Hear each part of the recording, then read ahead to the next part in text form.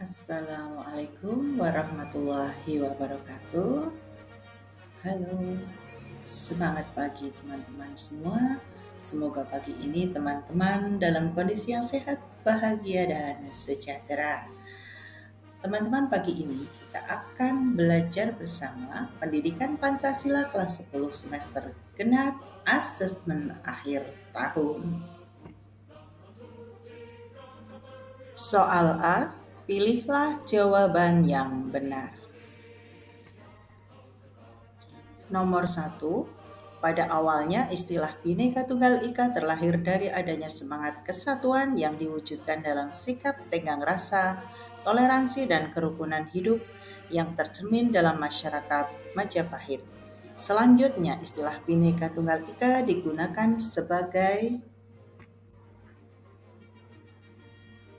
A. Dasar negara Indonesia, B. Lambang negara Indonesia, C. Konstitusi negara Indonesia, D. Semboyan hidup bangsa Indonesia, E. Bahasa Persatuan Bangsa Indonesia. Jawaban D.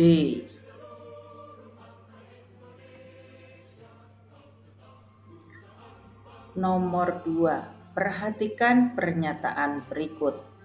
Bhinneka Tunggal Ika mengandung arti bahwa meskipun Indonesia terdiri atas beragam suku bangsa dengan budaya dan adat yang berbeda, serta memiliki kepulauan yang beraneka ragam, mereka bersatu sebagai satu bangsa dan negara mewakili kesatuan Indonesia.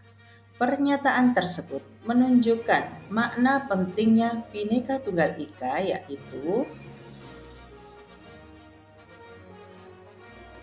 A. Pendorong lahirnya nasionalisme Indonesia, B. Penyemangat untuk membangun Indonesia yang lebih maju, C. Benteng persatuan bangsa dan negara Indonesia di era globalisasi, D. Sarana menciptakan keragaman budaya sebagai kekayaan bersama, E. Pembangkit semangat kerjasama dan harmoni di antara masyarakat Indonesia. Jawaban A. Nomor 3. Prinsip Bhinneka Tunggal Ika ini mengajarkan bahwa perbedaan adalah suatu kekayaan yang perlu dihargai dan dijaga.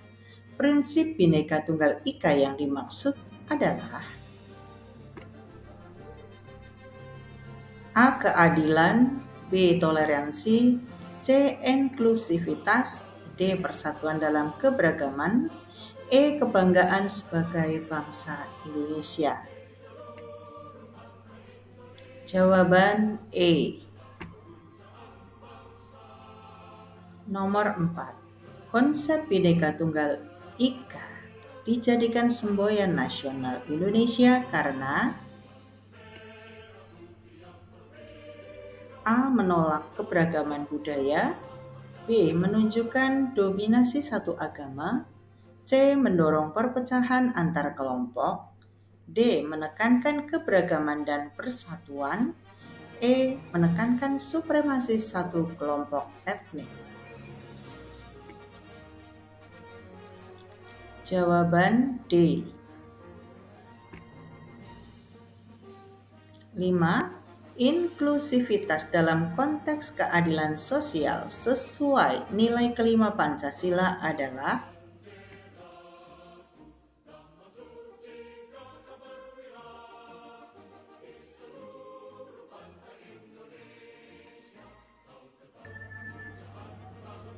Nomor 6. Dalam sebuah acara peringatan Hari Kemerdekaan, warga kota menyelenggarakan parade budaya.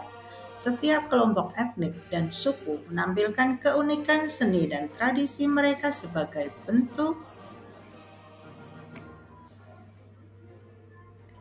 A. Mempromosikan segregasi budaya, B. Mengisolasi kelompok etnik tertentu, C. Menunjukkan dominasi budaya tertentu, D. Mempertahan ketidaksetaraan budaya, E. Menjaga keberagaman dan memperkuat rasa persatuan. Jawaban E.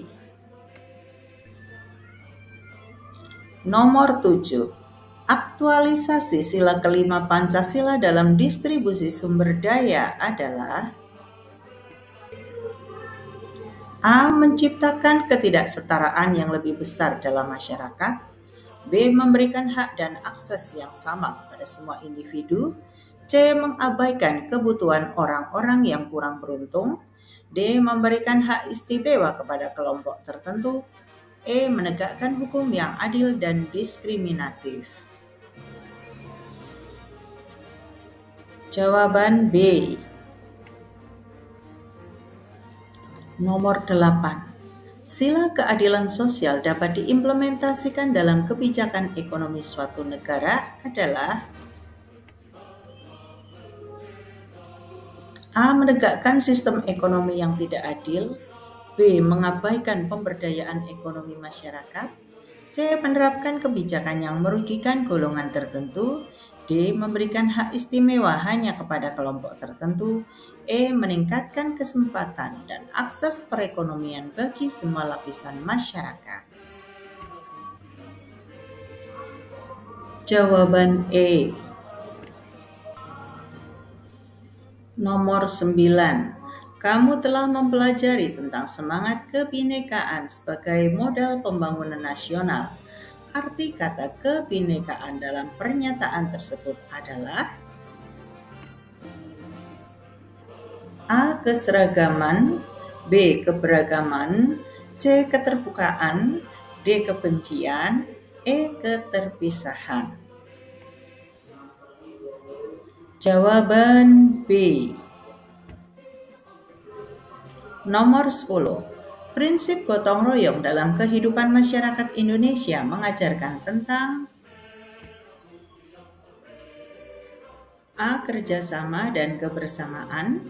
B. Persaingan tanpa batas. C. Kegiatan individu. D. Pembangkangan. E. Keegoisan. Jawaban A. Nomor 11. Hak dan kewajiban dalam keluarga bersifat A. Tetap dan tidak dapat berubah. B. Mutlak tanpa ada bantahan. C. Hanya dimiliki oleh orang tua. D. Dinamis dan dapat berubah. E. Tidak perlu dipahami. Jawaban D. Nomor 12. Hak peserta didik di lingkungan sekolah mencakup A. Menghormati guru di kelas. B. Mengabaikan perintah guru. C. Bebas masuk kelas setiap saat. D. Menyalahgunakan fasilitas sekolah. E. Hak untuk belajar dan diperlakukan dengan adil.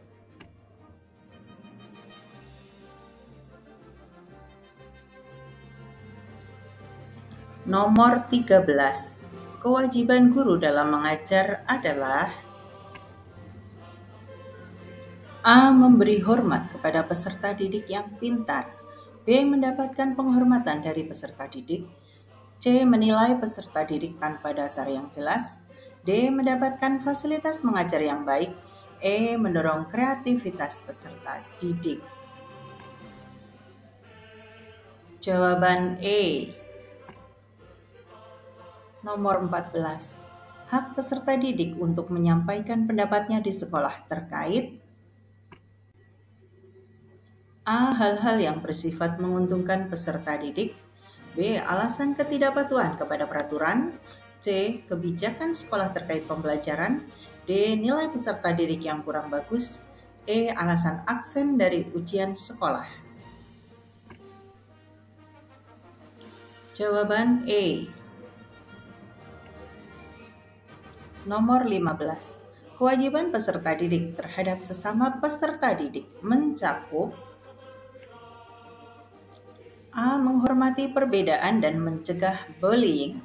B. Memanfaatkan peluang belajar sendiri. C. Menyembunyikan informasi penting.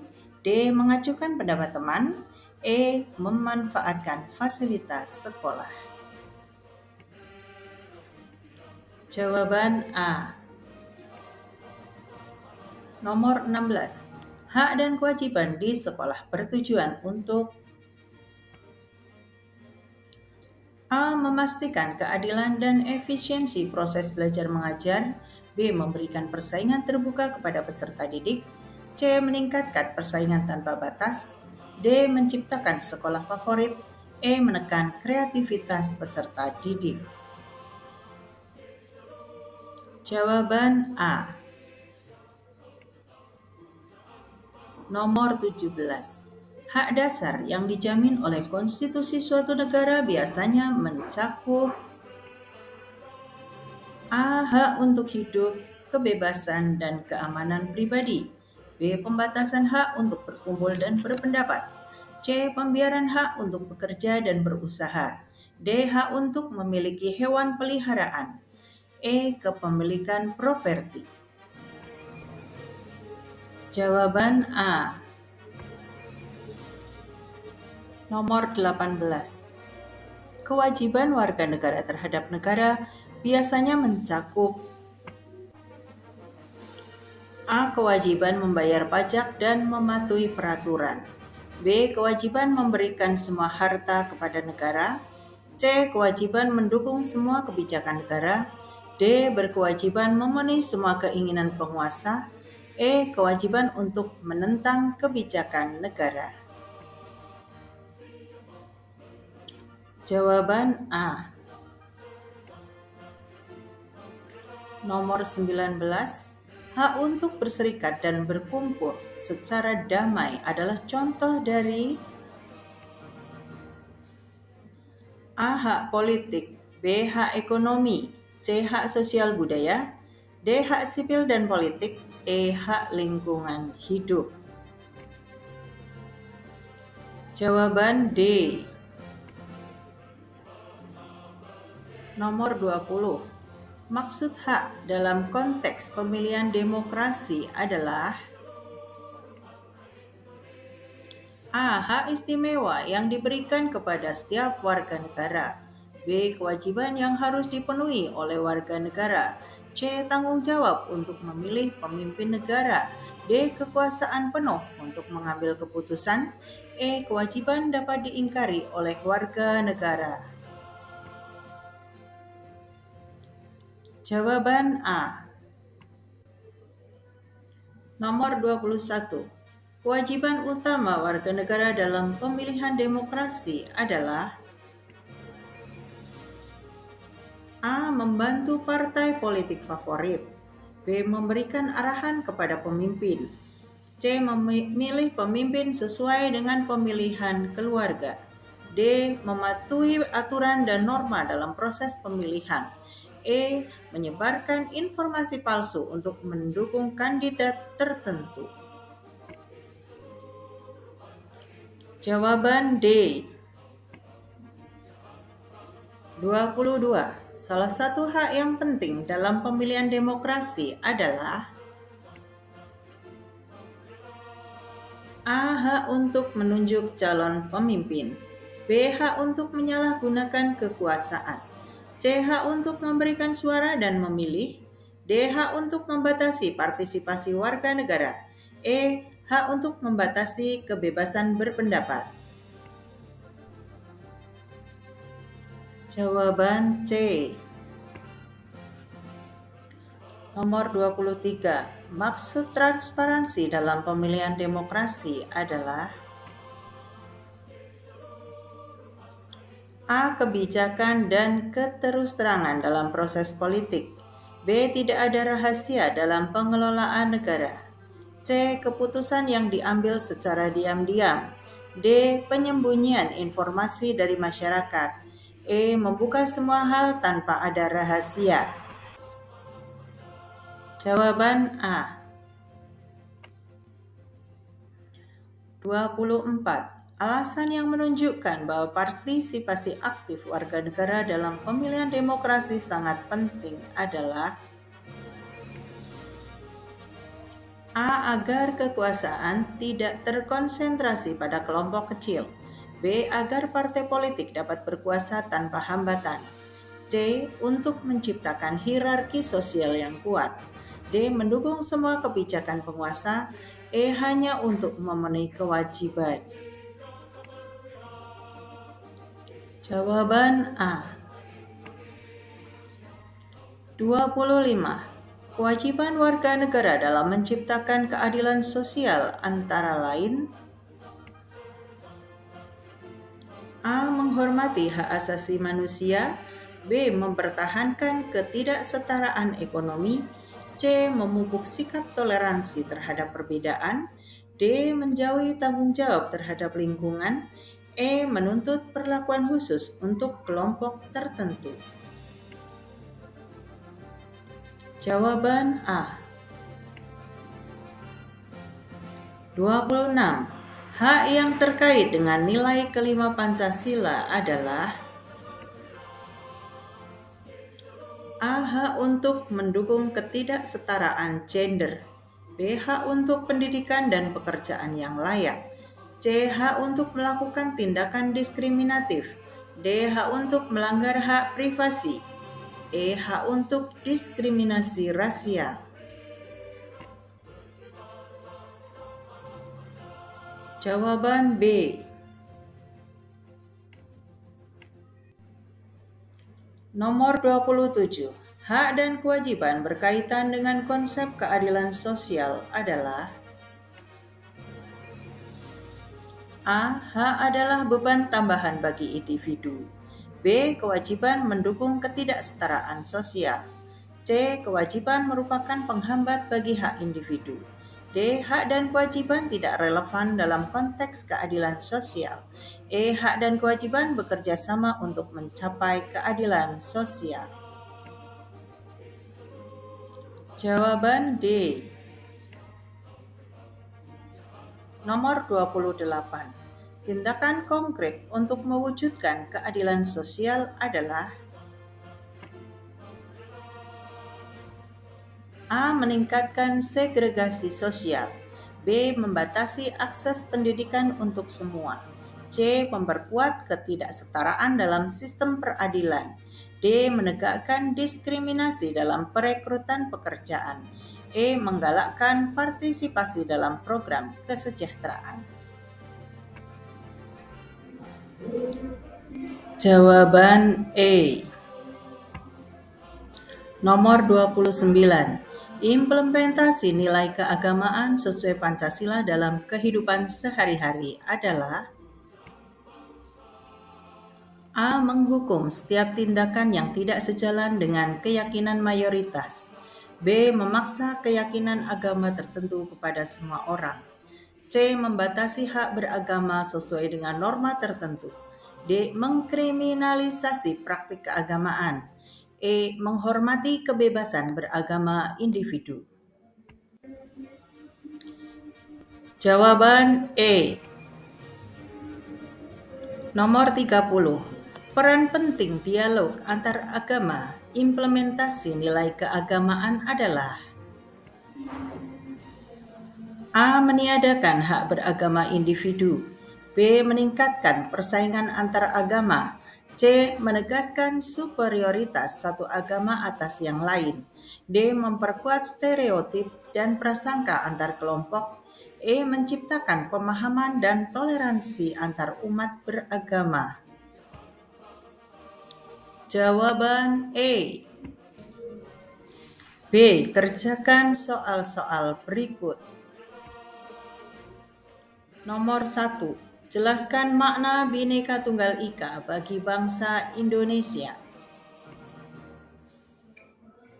Jawab. Bhinneka Tunggal Ika adalah semboyan bangsa Indonesia yang artinya berbeda-beda tetapi tetap satu jua. Semboyan ini sangat sakral dan penting untuk memperkuat persatuan dan kesatuan bangsa. Sebagaimana yang diketahui, bangsa Indonesia terdiri atas berbagai agama, ras, suku, dan kebudayaan. Kemajemukan tersebut dapat menjadi penghalang integrasi nasional. Nomor 2. Bagaimana nilai persatuan Indonesia dapat diwujudkan dalam mengatasi perbedaan dan konflik antar individu atau kelompok masyarakat? Nilai persatuan Indonesia penting untuk mengedepankan dialog, menghargai keberagaman, dan menciptakan ruang bagi setiap suara untuk didengar. Menumbuhkan kesadaran akan persamaan hak dan tanggung jawab, serta mempromosikan semangat gotong royong dapat menjadi langkah dalam mengatasi perbedaan dan konflik. Masyarakat Indonesia dikategorikan sebagai masyarakat heterogen. Untuk menyatukan masyarakat heterogen tidak akan mudah apabila dalam masyarakat tidak ada ikatan yang mampu menyatukan mereka. Bhinneka Tunggal Ika merupakan semboyan yang mampu menyatukan masyarakat Indonesia yang heterogen. Sesuai makna Bhinneka Tunggal Ika, masyarakat Indonesia mampu menyadari untuk menciptakan bangsa dan negara yang kuat dibutuhkan persatuan dari masyarakatnya. Nomor 3. Bagaimana nilai kelima Pancasila tercermin dalam kebijakan pemerintah untuk mengatasi kesenjangan sosial ekonomi? Implementasi nilai keadilan sosial dalam kebijakan pemerintah dapat terlihat dalam upaya mengurangi kesenjangan ekonomi, memberikan akses pendidikan dan layanan kesehatan yang merata, serta memberikan perlindungan dan dukungan bagi masyarakat yang membutuhkan. Nomor 4. Berikan contoh konkret gotong royong merupakan konsep yang sesuai dengan nilai persatuan dalam Pancasila. Gotong royong mencerminkan semangat saling membantu dan bekerja sama untuk mencapai tujuan bersama. Contoh implementasinya dapat terlihat dalam kegiatan membersihkan lingkungan bersama-sama, membantu tetangga yang membutuhkan, atau bergotong royong dalam proyek pembangunan komunitas. Nomor 5. Berikan contoh situasi di mana azas ius soli dapat diterapkan dan memengaruhi status kewarganegaraan seseorang. Contoh situasi adalah ketika seseorang lahir di suatu negara tanpa memandang kewarganegaraan orang tuanya.